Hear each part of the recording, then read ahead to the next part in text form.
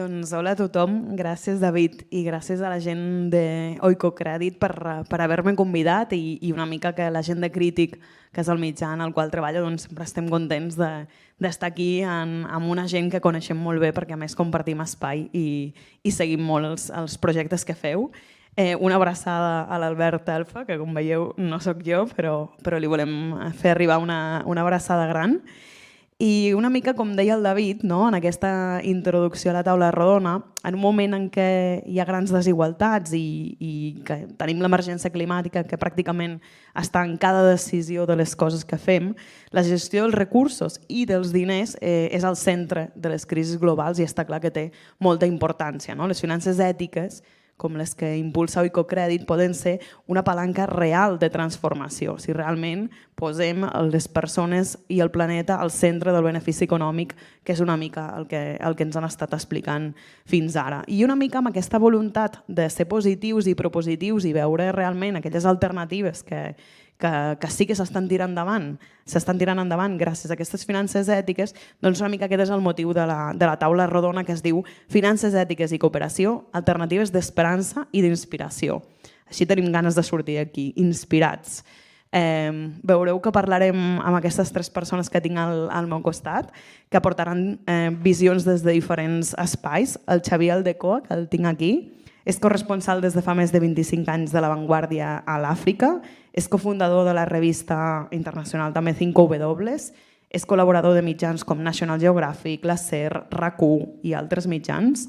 El seu treball ha estat reconegut per més d'una dotzena de premis, entre els quals destaquen l'Ortega y Gasset el 2023 o el Fetisop Awards, també. És autor de llibres que ens han explicat l'Àfrica des de diferents perspectives, Océano Àfrica, Hijos del Nilo, Indestructible, Quijote en el Congo i Àfrica Redonda, que és el seu últim llibre del 24. Ja veieu que ens explicarà com tot més aquesta part més vivencial. Al meu costat la Carmen Pérez, que és professora col·laboradora de microfinances a la Universitat d'Alcalá de Henares i està vinculada a la càtedra d'Impacte Social de la Universitat de Comillas. És llicenciada en Filosofia i en Ciències de l'Educació, té el màster de Gestió i Direcció d'Organitzacions no lucratives i té més de 20 anys d'experiència en el sector financer, 18 dels quals en el sector social. Té més de 30 anys d'experiència com a docent, impartint formacions relacionades amb les microfinances, l'educació i la salut financera, l'emprenedoria social i l'impacte social. Ja veureu que ens parlarà molt de microfinances. Gràcies per haver vingut. I finalment, a la punta, la Maria Lourdes Jing Ledesma és una experta filipina amb més de 40 anys d'experiència en desenvolupament social i finances inclusives.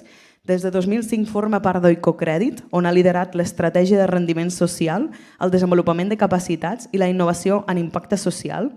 Ha estat directora regional a les Filipines i a Cambodja, membre del comitè de direcció i directora general interina d'Oikocrèdit, té formació en finances i en lideratge per les escoles d'INSET, Harvard i Londres Business School. Ja veieu que cadascú té un llarg currículum, però crec que és important explicar-vos-el i també explicar-vos com funcionarà aquesta taula. Aquesta taula veureu que combinarem el català, el castellà i l'anglès. Començarem amb una petita pregunta que jo faig introductòria, però després cadascú d'ells farà una petita introducció des del seu punt de vista. El Xavier la farà en català, la Carmen la farà en castellà i la Jing la farà en anglès. I després farem la conversa en castellà, però sobretot perquè la Jing té una persona de traducció i la Carmen també, que els hi faran la traducció de l'anglès al català. Per tant, si vosaltres no enteneu l'anglès, us podeu agafar el traductor i us traduiran de l'anglès al català. Serà una conversa una mica curiosa, però ja veieu que ens en sortirem. Comencem y para empezar, y de forma muy breve, me gustaría que me contaseis cada uno de vosotros qué es para vosotros las finanzas éticas, ¿no? En un mundo en el que hay múltiples crisis interconectadas. Estamos hablando antes de la climática, las desigualdades sociales, los conflictos, las desigualdades sanitarias, como apuntaba un poco David en la introducción que ha leído. Realmente finanzas éticas es un oxímoron. Realmente ¿qué significa finanzas éticas? Si me podéis responder muy brevemente, casi con un titular. Bueno, ¿me animo? Venga. Bueno, muchísimas gracias por invitarme a participar en esta mesa. Yo que soy tremendamente optimista y tengo mucha esperanza, quiero creer que no es un oxímoron y prueba de ello es que hay muchísimas personas aquí que invierten en finanzas éticas, o sea que de ese lado. Del otro lado me pongo un poco para pinchar y entonces digo, es que hay otras posibilidades y hacia dónde va el mundo, ¿no? Y entonces me fijo, por ejemplo, en la Organización Internacional del Trabajo, que se fija expresamente y apoya a las finanzas éticas, Organización Internacional del Trabajo. Por otro lado, UNEPFI, que es una iniciativa financiera de Naciones Unidas que ha publicado recientemente unos principios de banca responsable, porque la banca, la gran banca, ya no puede hacer lo que realmente quiere hacer y ya tiene que hacer algunas cosas que no estaban dentro de su ámbito, con lo cual igual tienen que ir confluyendo esos dos mundos, ¿no? Un titular un poco largo, pero... Muy bien. Jing? Oh, okay. So this is a this is a microphone as well. No, when I think about ethical financing, I really think about three essential concepts. I think in the case of Oikocredit, for example, we started off with an aspiration, a vision of a world where people are able to live in dignity. And so Oikocredit does, and I think it speaks to all the people that are in the room here this evening. What we all then do is turn around and address those three elements and turn it into, first of all, an aspiration and a purpose that we want to do something. We want to put people's needs, we want to put the challenges that stand in the way of people living a life of dignity, and we want to address those challenges.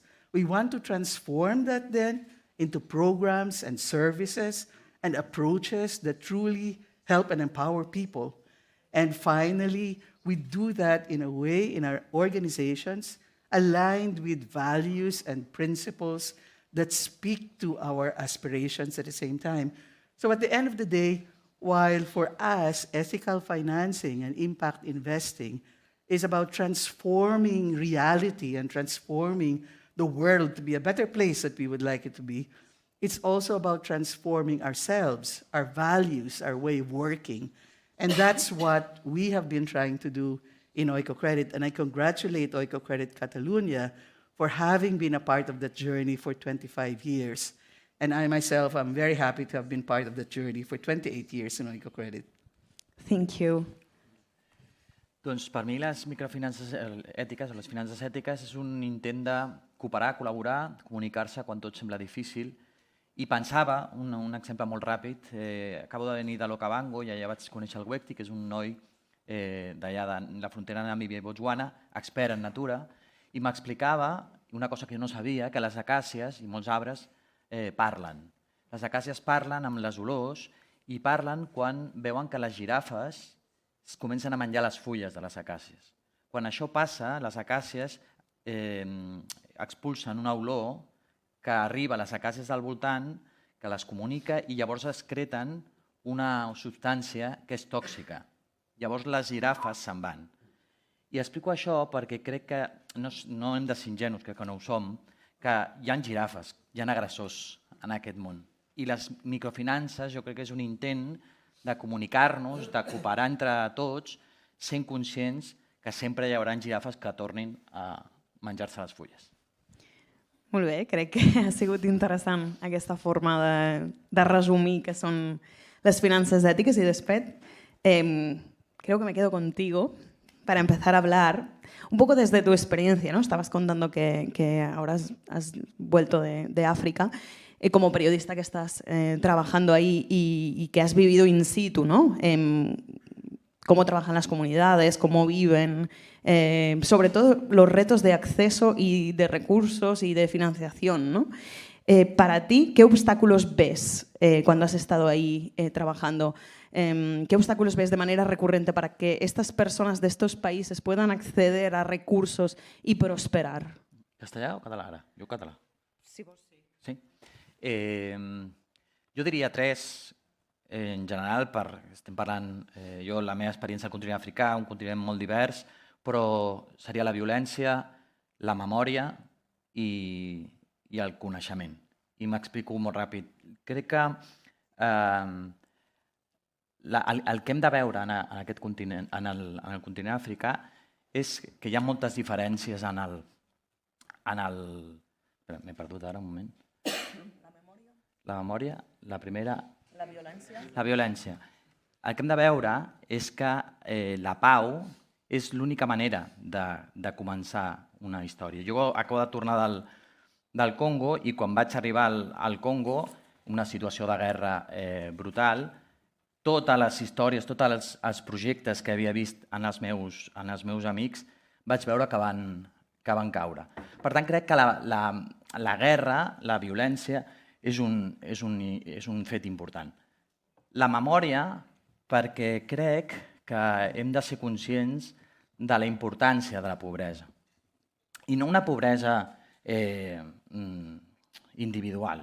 Jo recordo, per exemple, un amic, el Tsepo, de Sud-àfrica, ell era violoncel·lista i va haver-hi un conflicte molt important a Sud-àfrica perquè van fer uns exàmens per accedir a la Filharmònica de Johannesburg i el Tsepo va quedar tercer, però li van donar el lloc a ell, perquè les dues d'abans, les dues primeres, eren blanques i ell era negre. I va haver-hi una gran polèmica, perquè deien no, la Filharmònica de Johannesburg ha d'actuar la millor o el millor, i el Tsepo no ho era. I jo parlant amb ell em deia jo crec que s'ha fet justícia dintre d'això, perquè aquestes noies que estan davant de mi, elles han fet classes particulars des dels 4 anys. La seva família escolta música clàssica tots els dies, des que elles van néixer. Dic, jo vaig assajar des que era petit amb una escombra. I jo sóc la primera persona de la meva família que sap qui és Beethoven i que sap qui és Mozart. Però també no només una pobresa de família, sinó una pobresa històrica. O sigui, tornant al Congo, que deia que he visitat, al Congo, la seva història és una cadena d'abús des de fa molt de temps que arriba fins avui.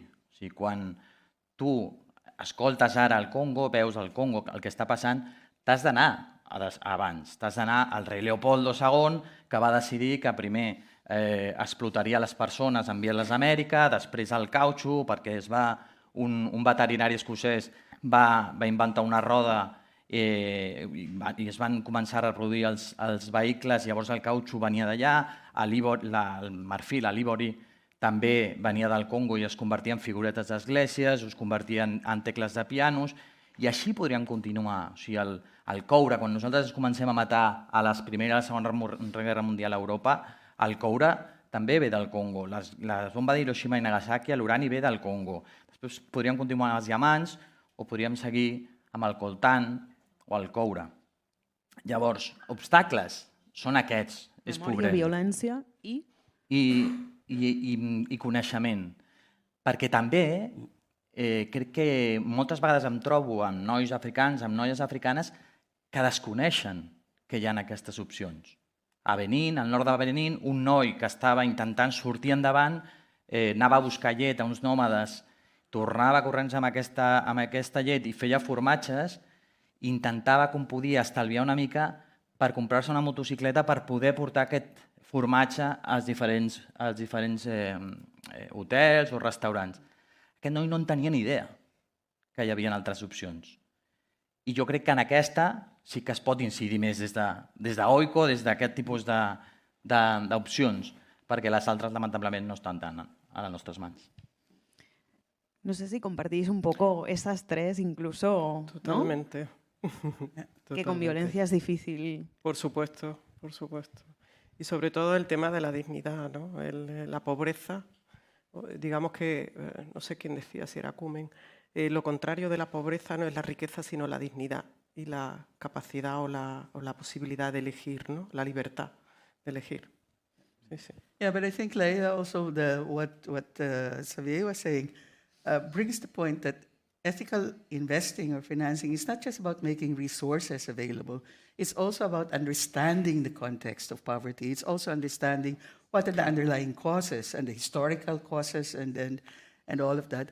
And taking that on board and really then trying to figure out, together with the people themselves, okay, what can we do about this? How should we approach this? But it's not just a matter of access. No? So I think all of that, you have to take that into account when you talk about ethical investing. It's not a simple thing of, okay, here's the money, go and run with it, and your lives are going to be better.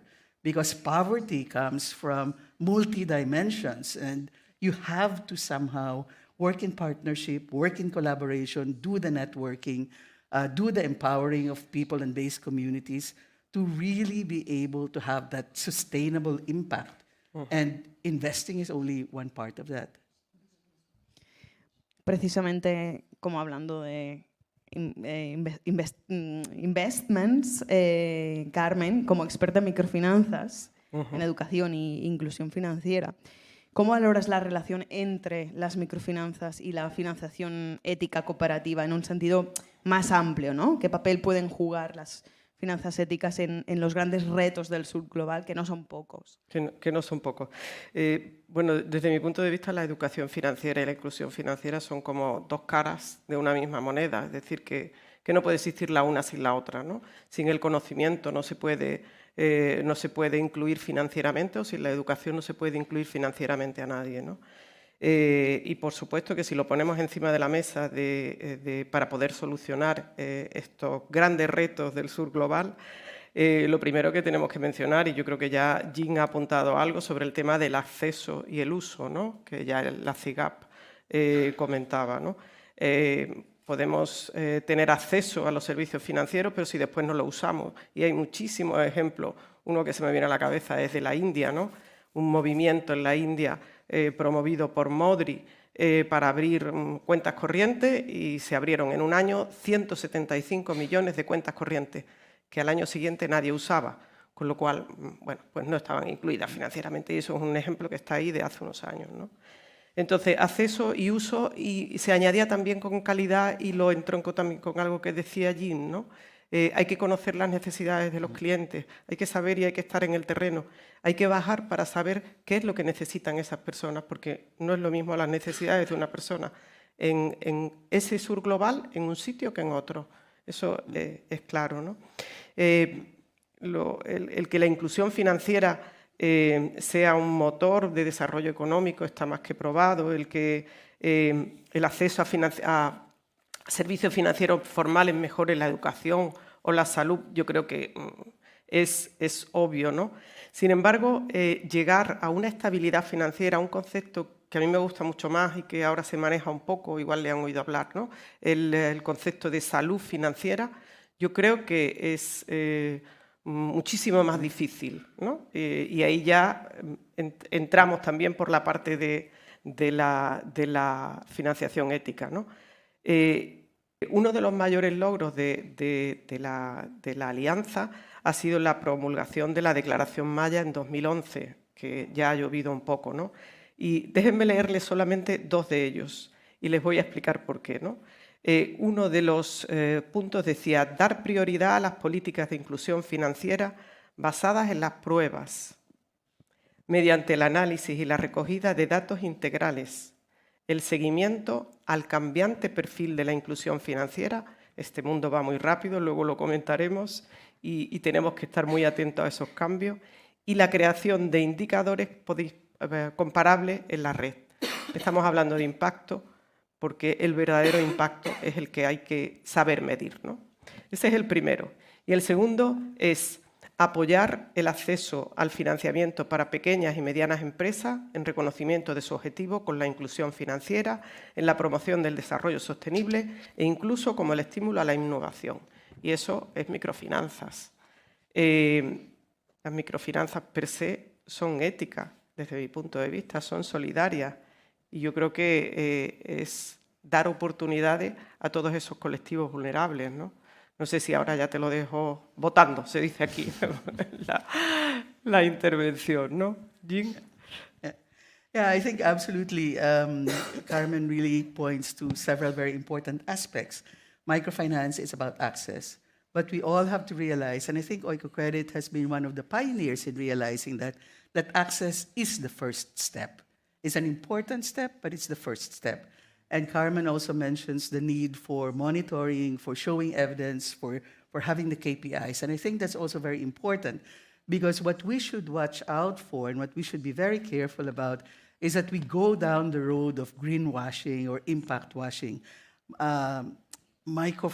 Impact investing has become so much the flavor of the month. Everybody wants to be seen as doing impact investing, that we have to be sure that it remains meaningful, that it remains true to vision, and that it's actually delivering the impact that it claims to be making and to be aiming for. And so I think these are very important elements. And Oikocredit in particular has developed what we call the Development Finance Plus approach. So we're not just doing the financing, but we're also doing capacity building, training to enhance financial literacy, to work with regulators in countries so that standards and policies and procedures and regulations are strengthened to protect the particularly vulnerable clients that microfinance projects and programs work with particularly. Xavi, no sé si quieres añadir algo. Bueno, jo crec que les microfinances jo parlo no com a expert de microfinances, perquè no en tinc ni idea, però sí que el que he vist al continent africà hi ha una cosa que sí que em genera dubtes, si veig els beneficis de microfinances, de finances ètiques, evidentment, però em fa pensar a l'impacte que tenen altres coses que van més enllà, són més grans. Penso, per exemple, en els acords de pesca a Senegal o a la costa oest africana. O sigui, hi ha microcrèdits que ajuden a pescadors a tenir una cooperativa i poder pescar, però això contrapesa amb uns acords de la Unió Europea totalment injustos per les captures de l'est o, per exemple, de l'oest de l'Àfrica, o, per exemple, la creació de 40 fàbriques xineses per fer farina de peix. La farina de peix necessita 5 quilos de peix fresc per fer 1 quilo de farina. I aquesta farina se'n va a les piscifactories asiàtiques o del nord d'Europa per donar de menjar a peix prefabricat, podríem dir, creat a piscines, o per donar de menjar a peixos de colors a les cases europees o occidentals. I aquest és a mi el neguit que em provoca. O sigui, no és que no li vegi els beneficis, evidentment, però veig que es juga en una taula tan gran on hi ha tants interessos contraposats que fins i tot aplasten això, que clar, jo veig a una cooperativa de pescadors al Senegal que estan ajudats, que es beneficien, que els hi permet treure el coll de l'aigua, però a l'horitzó veig 40 vaixells enormes de diferents banderes pescant, traient-los el peix al costat de 2 fàbriques que estan fent farina de peix.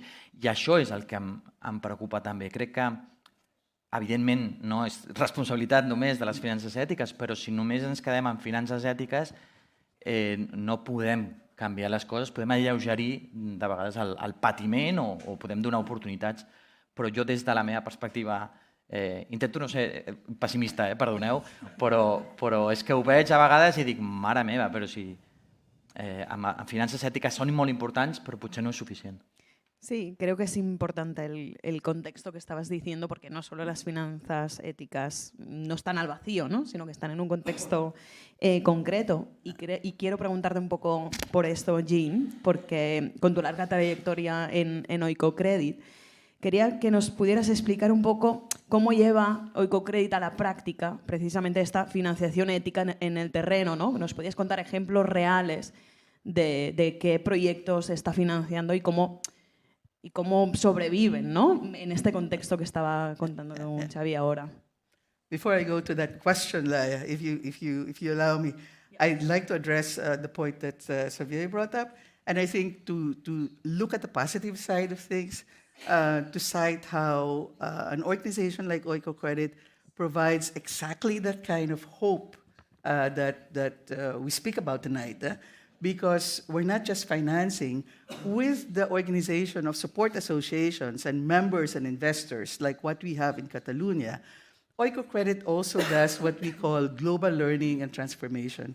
So we're also trying through the support associations and members and investors to spark this movement of people who think critically about the other issues that impact on poverty, both here as well as in countries where Oikocredit is present.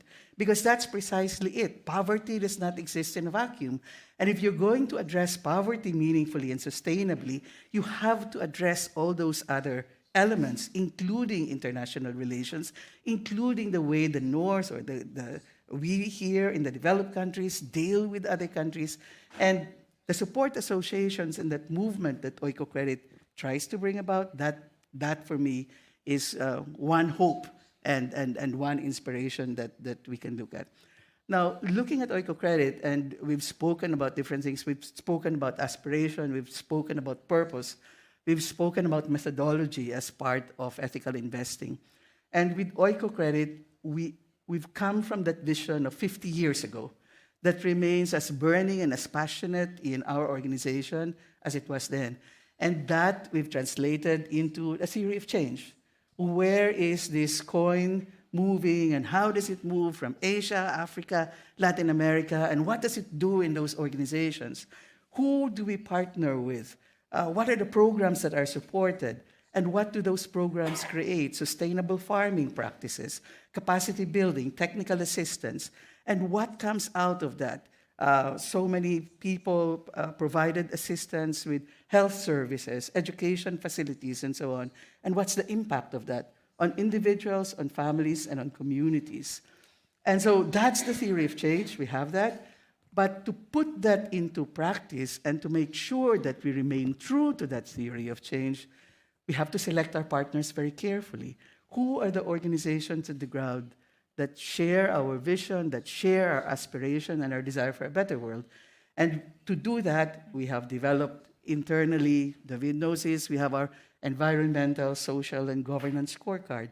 We look at organizations. Do we identify the same target groups? Do we want the same objectives? We demand accountability. We do monitoring, the measurements, the KPIs, the indicators. We have, and now I think outside, it's just outside, the annual impact report that we have been producing since 2009. And gradually we've moved from the outreach figures to now what are the outcomes and what are the impact figures and indicators. We have developed, we know that not everybody is in a good place when it comes to capacity. So we have developed our capacity building program, our technical assistance program, working with partners on the ground, introducing risk management, introducing capacities for networking, building, and collaboration. And finally, we've also now introduced what we call our end client survey. And hopefully some of you will be able to see some of the materials that we produce. But that's really about how do we give a voice to the clients themselves, that they participate in defining the priorities, in defining where they want the programs to go. And how do we help partners to listen to the voice of those clients, take that feedback, that input into account, and let that help them shape and develop their programs and services in a meaningful way, so that then this is really about development by the people and for the people. We don't always get it right, but one thing that I can say with Oikocredit, the 28 years I've been there, is that we never stop trying. And we will continue to keep on trying, hopefully for the next 25 and 50 years. And can you explain us some example of? Yeah, well, one of the, I come from the Philippines, and I was a regional director in the Philippines before I came to join the office in Amersfoort in the Netherlands. And one of my earliest partners in the Philippines is an organization called the Center for Agriculture and Rural Development. And this is CARD. And now it's one of the biggest microfinance institutions in the country. But it's not just microfinance institution. They started off just giving small loans, maybe 5,000 clients initially. Now they have a client base of about 4 million. But it's really about like a solidarity economy, almost, if you can call it that. Huh? Because they've started from loans to then the whole leadership of the organization kept on asking themselves, what can we do for the clients? What do the people need? They were out there, immersed in the field. Now they started off 2 years ago, I visited them, and they were just piloting or experimenting with this when they have their group meetings, there's no such thing as meaningful insurance for agriculture. I had an insurance, I tried to make a claim, it took me 2 months before I got any response, and a lot of frustration. But with CARD, in 5 days, they're committed to turn around, have a decision, have the money out. And that is so important for poor people who have such a thin buffer in their vulnerability. 5 days a week, that spells a big difference between being mired deeply in poverty that you cannot get out of and recovery. So that for me is inspiring. It can be done with your heart in the right place, motivation, and a dedicated leadership, and people that hold you accountable and put your feet to the fire. It can be done. Jean nos explicaba un poco un ejemplo de éxito inspirador, ¿no? De cómo las finanzas éticas pueden cambiar un poco la realidad de las personas y de su entorno. Y una cosa que ha mencionado antes es el tema de cómo medimos este impacto, ¿no? Cómo preparamos todo, qué pasos seguimos para saber que esto va a tener un retorno para las personas, para el medio ambiente, un retorno intergeneracional, para que esto no quede solo entre nosotros, ¿no? Sino que pase a las siguientes generaciones.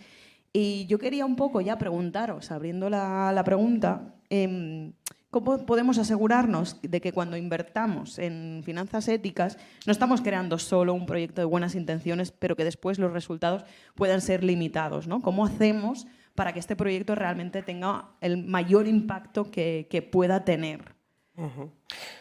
Desde mi punto de vista, a la hora de empezar a diseñar el proyecto y es intentando codiseñar con las personas, que lo decía ahora mismo Jean, ¿no?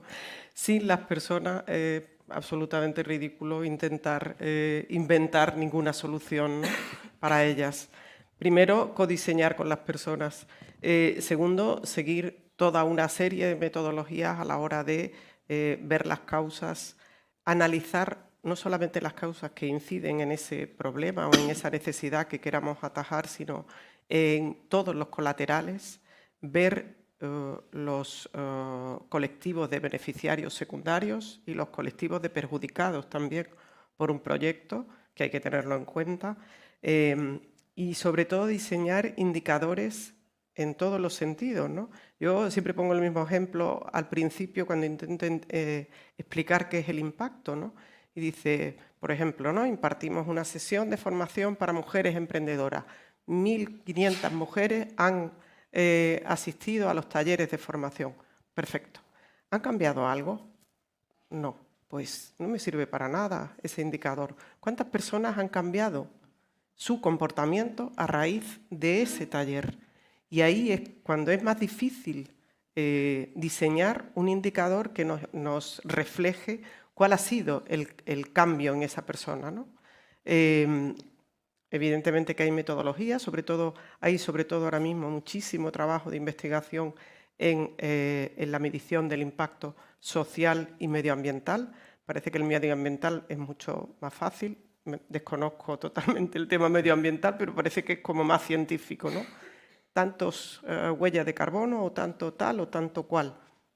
Y sin embargo, el cambio social es mucho más difícil de evidenciar, ¿no? de evidenciar con indicadores. Y después la otra parte es la dificultad de medirlo en el largo plazo. El cambio social no se produce de un día para otro. Cuando una mujer sale de ese taller de formación, ya no está transformada, ¿no? No es que le hemos cambiado el cerebro. Eso se nota a lo largo del tiempo. Y el tiempo son 4 o 5 años. Seguir esa huella es lo difícil, ¿no? Què pensáis?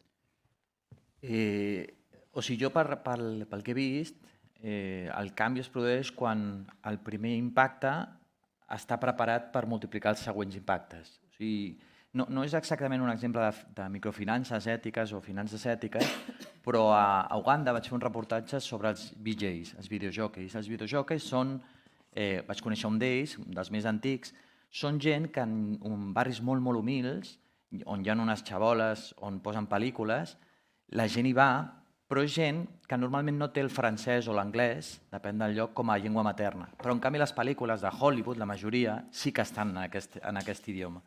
Llavors, aquest noi el que va fer és, tots els estalvis que tenia, va comprar un micròfon i un amplificador i es posava al costat de la pel·lícula, al costat de la tele, i anava traduint, interpretant la pel·lícula. Que no vol dir traduir, anava fent veus de tots els personatges de la pel·lícula, fins i tot fent explicacions quan potser pensava que el que estava passant no s'entenia del tot bé, i es creaven, diguéssim, una posició quasi d'estrelles del rock, perquè alguns feien bromes, alguns feien veus, i es anaven fent grans i fent famosos. I són celebritats en els barris humils, que és una celebritat que no passa als barris rics, on sí que coneixen.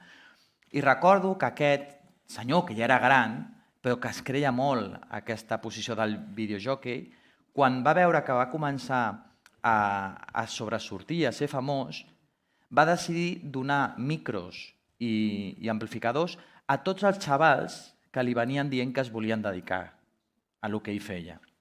I això va crear una xarxa de videojockeys que encara avui a Uganda, en els barris molt humils, és molt potent, és molt gran. O sigui, tu veus a videojockeys que són capaços d'omplir estadis, estadis de 2.000, 3.000 persones que van a veure una pel·lícula perquè aquest videojockey l'està interpretant. Llavors, portant-ho a les finances, jo crec que quan hi ha una inversió que està preparada, aquesta primera inversió d'aquest videojockey, que ara ja era pràcticament jubilat, però ell estava preparat que aquesta il·lusió que li havia fet el poder sortir endavant amb una cosa que l'apassionava, va estar preparat per donar impuls als altres quan ho necessitaven, crec que és el que ha fet que ara mateix els videojockeys a Uganda siguin un fenomen dintre d'aquests barris humils d'Uganda. I think very excellent examples that have been pointed out by Carmen and Xavier. I mean, evidence-based, for example, participation of the people in the development of the programs, innovation, finding things that work and building on it. No? And I'd like to speak to the soft side of things, because it's not easy. Meaningful, sustainable, ethical investing, it's not easy. It's not always fun. It can often be frustrating, it can often be lonely. So how do we keep that fire burning in each one of us, that we continue to care about the world that we're in, that we continue to care about the people that we see, that we continue to care about the injustice that we see, and that we continue to want to do something about it. And when we see a group of people who care the same way that we care, how do we connect? And how do we build and support each other?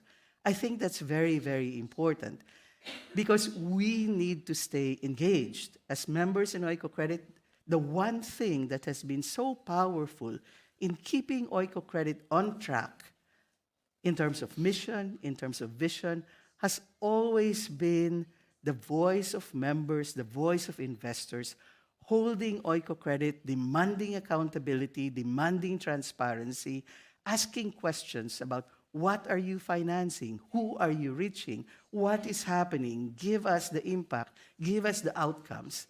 That has always challenged the entire organization. And staying engaged from each and every one of you in whatever movement you are in is what will keep that movement faithful to the vision, mission, and aspirations of that organization. So I think if ethical investing is to prosper, then we need, each and every one of us, we need to keep that fire in our belly burning. That fire for justice, that fire for equity, that fire for integrity, accountability, and a more just global society, which is the logo of Oikocredit. Thank you. Precisamente un poco de lo que estamos hablando ahora es desde pensar estos proyectos que pueden no solo un impacto, sino que cambien alguna cosa más que el impacto concreto que queremos, ¿no?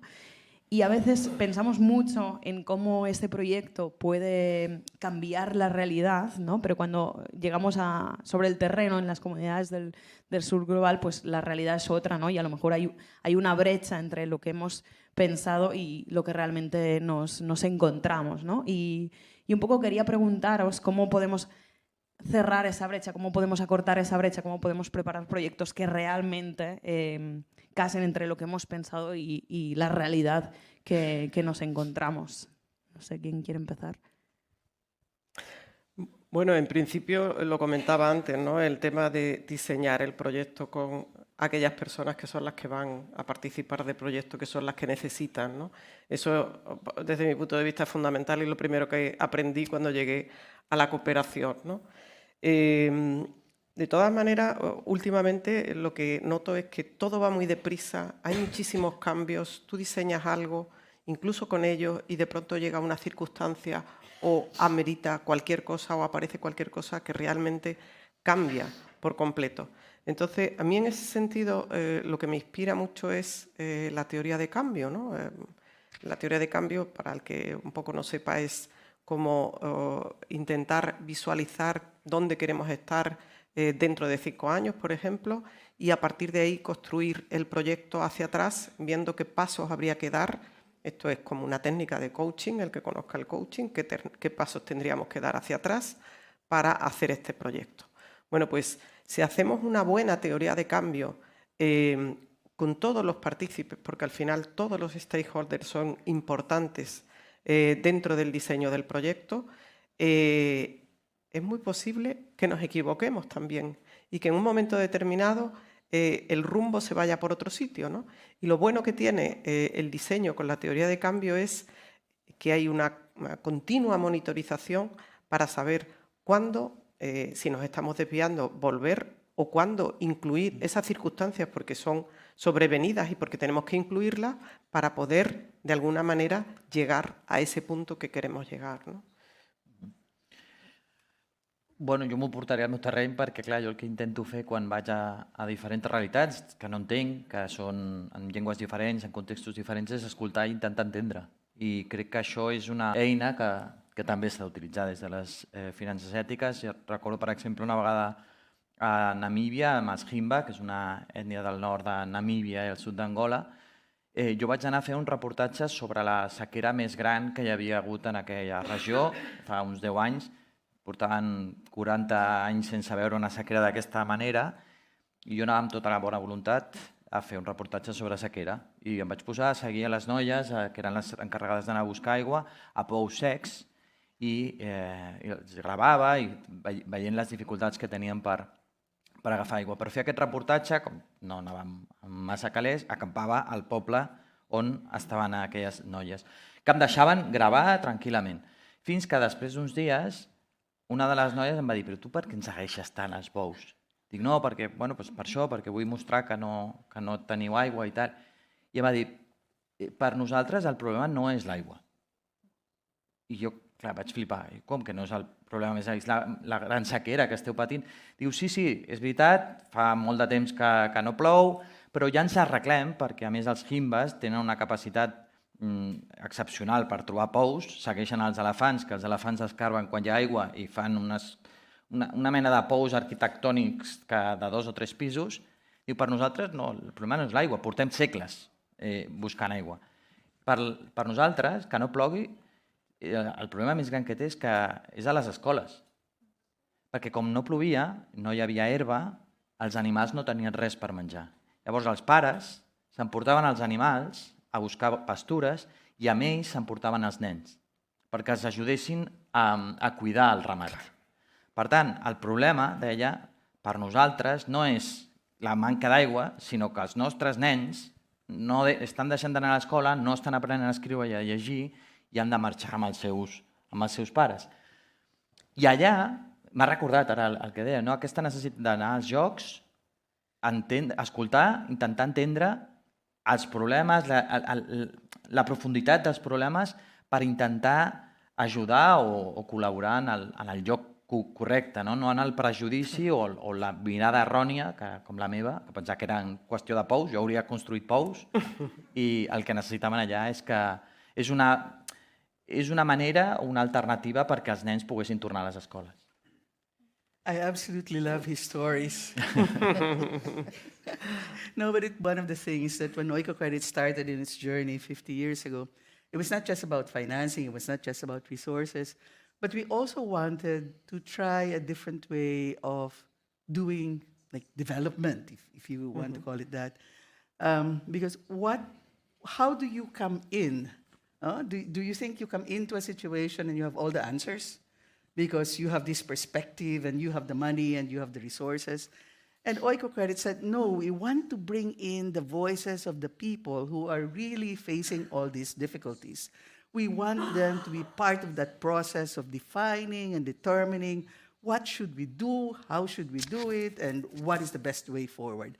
And that is why, in the early days of Oikocredit, as part of our board, the board of Oikocredit, we had representatives from our project partners.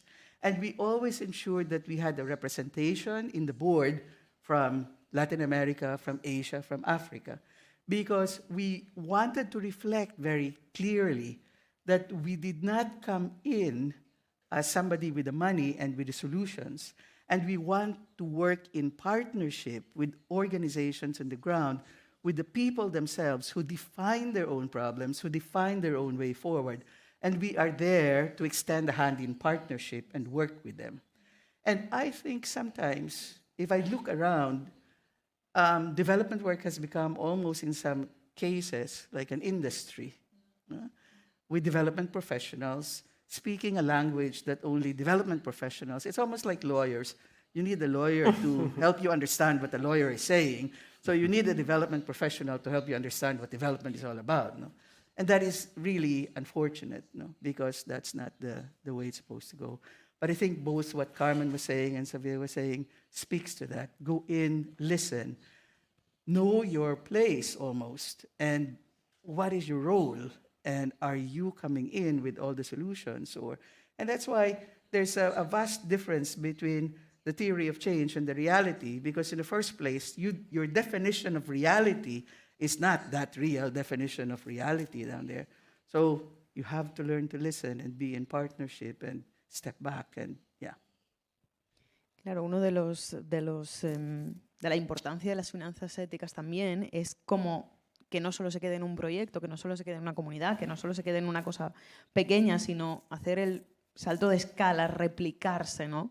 ¿Qué barreras creéis que tienen los proyectos financiados desde ahí para hacer ese crecimiento, ¿no? Que te veo...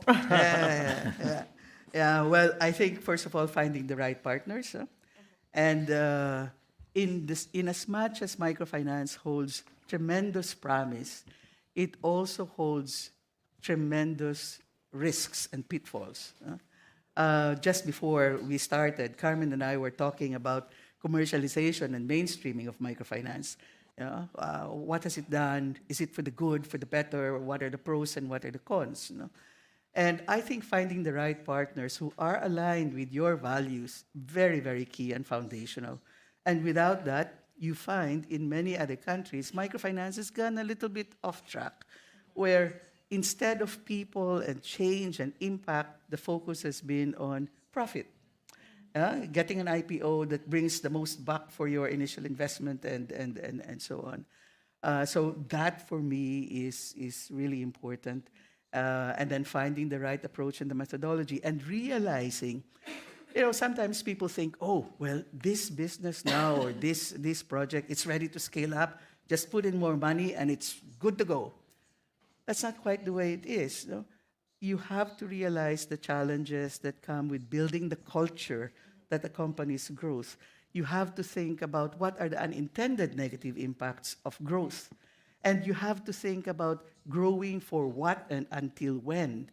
And sometimes we just get caught up in that growth train, in that efficiency train, in that productivity train, that the people start to fall by the wayside. And so I think those are real issues that we need to think about when we think about scaling up. The partnerships that we build, the foundational values and goals and principles and purposes around which we craft our partnership and collaboration. And without clarity on those things, then we're heading down a dangerous path. Comparto completamente contigo, Jim. No puede ser de otra manera. Realmente el esfuerzo de adaptación, porque la escala y la replicabilidad, yo creo que tenemos que intentarlo siempre, ¿no? Siempre, sobre todo cuando creemos que hemos encontrado una fórmula para llegar a determinado problema, ¿no? A resolver determinado problema. Pero sí que es verdad que el esfuerzo que hay que hacer es grande de adaptación, ¿no? Vosotros lo hacéis a través de cada uno de los partenariados con el que os ponéis a trabajar para llegar realmente con la solución adecuada, ¿no? Se me viene a la cabeza un ejemplo de un proyecto que intentábamos hacer aquí allí en Madrid, sobre salud financiera con población vulnerable, y una de las dificultades que encontrábamos era que las personas no se abrían, las personas vulnerables no nos contaban nada de sus finanzas, ¿no? Al cabo de un tiempo llegamos a la conclusión de que, claro, no nos estábamos dando cuenta de que en España hablar de dinero y de finanzas personales es una cuestión tabú, completamente tabú. Unos partners que teníamos cuyas indicaciones estábamos siguiendo para hacer el mismo proyecto decían: ah, no, pues yo llamo por teléfono y le pregunto: ¿tú cómo te llamas? ¿Y tú qué tal? ¿Y tú qué cuál? Y le decían todos los datos por teléfono. Y yo no salíamos los técnicos de nuestro asombro, ¿no? ¿Cómo podían conseguir toda esa información por teléfono? Si nos vamos al otro extremo del mundo, ¿no? A China, que parece ser que tú preguntas: ¿tú cómo te llamas, Laia? ¿Y tú cuánto ganas? Es la segunda pregunta que te hacen según te conocen.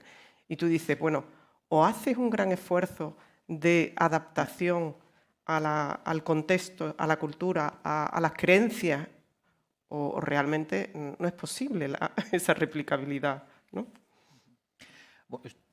Totalment d'acord amb vosaltres. Potser afegiria comprensió. O sigui, jo si alguna cosa he après, quasi porto 25 anys, l'any que ve fa 25 anys que treballo com a corresponsal a l'Àfrica, és entendre que la pobresa és caríssima.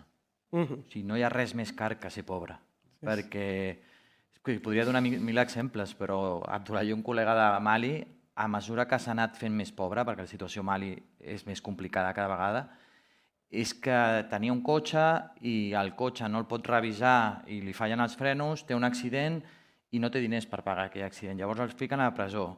Quan surt de la presó encara és més pobre i ha de fer uns apanyos per agafar l'electricitat. Si li incendia la casa i ha de marxar de la casa perquè se l'ha incendiat de la casa. Com no mengen bé, el seu fill es posa malalt i ha d'anar...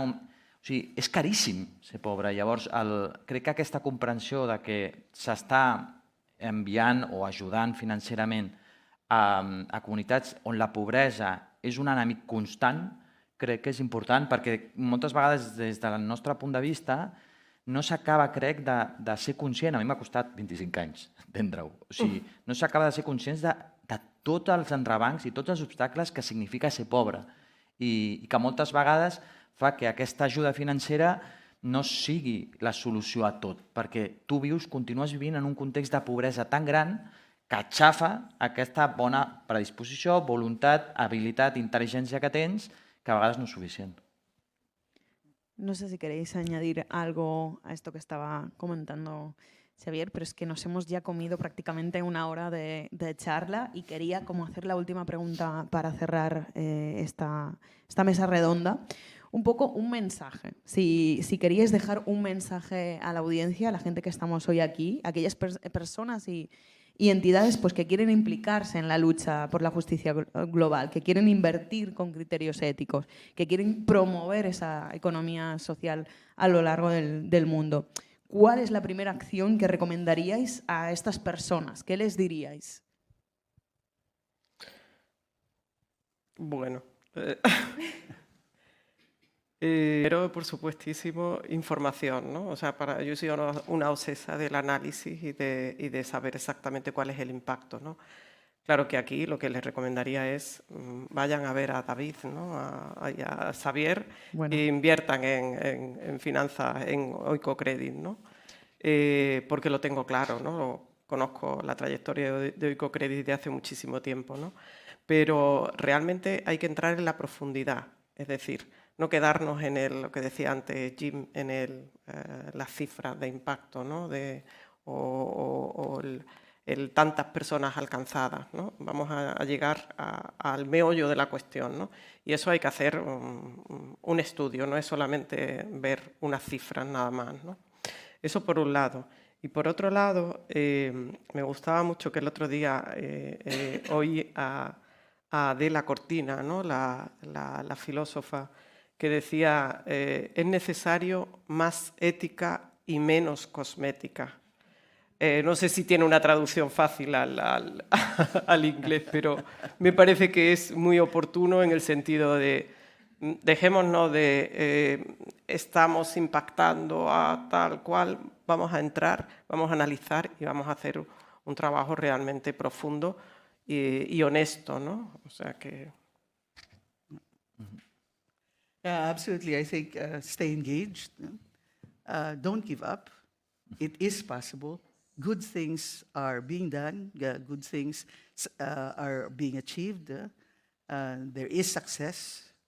We see it around us. Celebrate those things.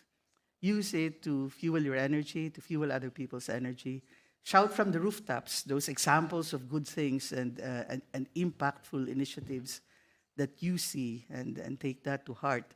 And as Carmen was saying, look for the evidence. So being engaged means asking questions, asking for evidence, making suggestions, because that is how you also show that you care. And at the end of the day, it's continue to care about the world, continue to care about society, continue to care about people, continue to care about justice in the world. Després d'això. Ja ara què dic, no? No, jo diria que les persones petites que volen canviar-ho tot sempre han estat les imprescindibles. O sigui, jo no tinc ni idea de finances, però sí que el que esteu dient em recorda gent. O sigui, ja sé que sempre acabo tirant d'històries perquè no tinc ni idea de finances. I he escoltat a molta gent aquests anys, però recordo la Margaret, una nena de 13 anys, que la vaig anar a veure al nord d'Uganda i l'acaben de casar amb un senyor de 26.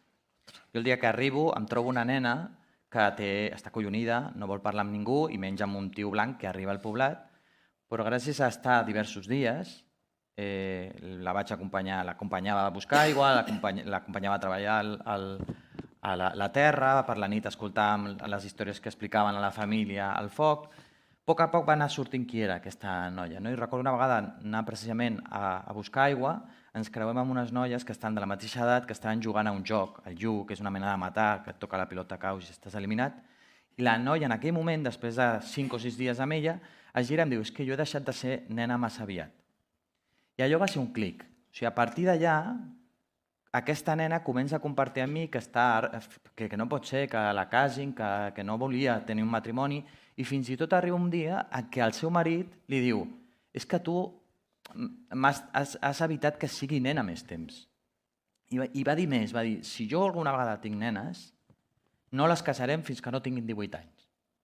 I a veure, jo no sóc ingenu, o sigui, és una zona rural, és una zona molt complicada perquè ella trenqui aquesta realitat. Però és que aquesta gent és imprescindible. O sigui, la gent que intenta canviar les coses quan tot el context va en contra, ha estat sempre imprescindible. O sigui, hi ha 1000 exemples de drets humans i de drets de les persones. Les dones no voteu perquè un dia una noia va dir vull votar i van dir endavant, voteu. Voteu perquè van haver-hi moltes dones que es van partir la cara, les van insultar, les van denigrar, les van apartar fins i tot de la societat i elles sabien que probablement elles no podrien votar però potser les seves filles o si no les seves netes. I jo crec que aquesta gent que lluita sabent que potser no pot canviar el món, però està fent tot el necessari perquè de la seva part sí que canvi, és imprescindible. I jo crec que la gent que aposta per finances ètiques és la Margaret. És aquesta noia que diu pues jo no canviaré el context que m'ha tocat viure, però ho intentaré amb totes les meves forces. Bé, doncs... Que bonito. Que bonito. Una mica de més ètica i menys cosmètica, el de cuidar a tota la gent del nostre voltant i el de no rendir-nos i el de visca aquelles persones que allà on són intenten canviar les coses que no els agraden, com Oikocrèdit. Moltes felicitats, Oikocrèdit, i gràcies, Jean, Xavier i Carmen, per haver vingut aquí, i gràcies a tots vosaltres. Muchas gracias.